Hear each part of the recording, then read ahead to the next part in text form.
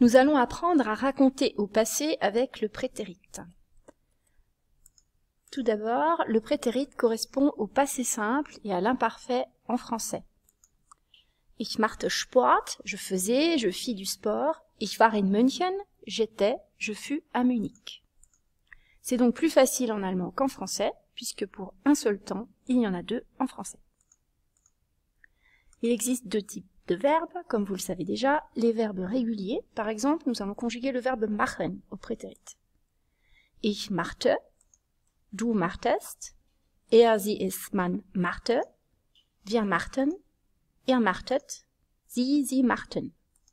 Mais également des verbes irréguliers. Nous allons prendre l'exemple du verbe sein. Ich war, du warst, er, sie, es, man war, wir waren, ihr wart, sie waren. D'une manière générale, donc pour conjuguer au prétérit, pour les verbes réguliers qu'on appelle aussi des verbes faibles, on prend le radical, on ajoute te à toutes les personnes, ainsi que les terminaisons du prétérit, c'est-à-dire rien, st, rien, n, t et n.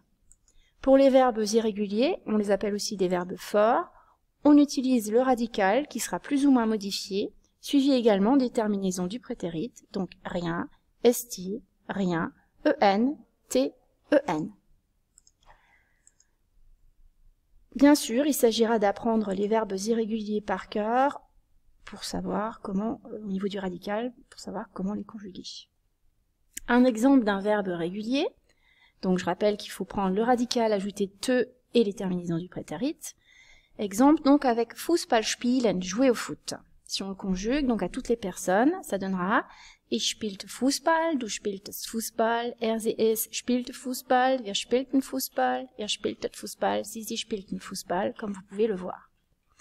Un autre exemple, cette fois-ci pour un verbe irrégulier, donc on prend le radical qui est plus ou moins modifié et on ajoute les terminaisons du prétérit.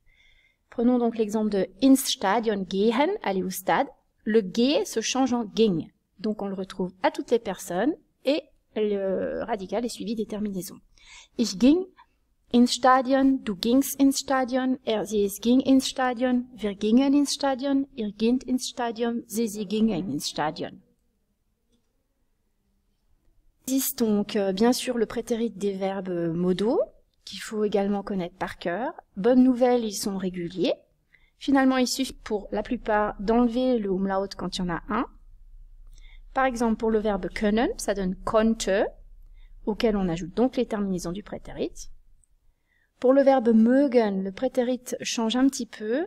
Au lieu d'avoir le G, le radical se transforme en CH, donc ça donne mochte. Pour le verbe dürfen, ça devient durfte. Pour wollen, wollte, donc là il n'y avait pas de umlaut sur l'infinitif, donc il n'y en a pas non plus au prétérit. Müssen devient musste et sollen, sollte.